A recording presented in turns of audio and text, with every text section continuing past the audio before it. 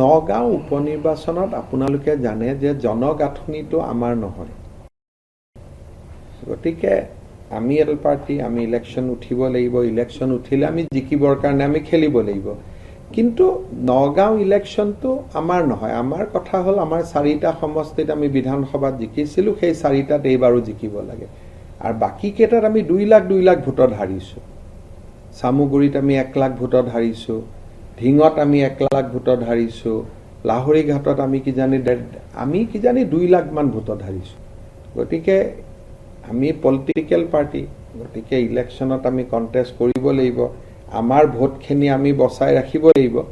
কিন্তু মই ভাবোঁ যে নগাঁৱৰ চিটটোক লৈ পেলাই অসমৰ কোনো ৰাজনৈতিক ঘটনা প্ৰবাহ তাত একো নাই, কাৰণ এইটো নগাঁও, ধুবুৰী আৰু শ্ৰীভূমি, এই চিটকেইটা মই সদায় সেইকাৰণে কওঁ যে আমি 11টা জিকিম।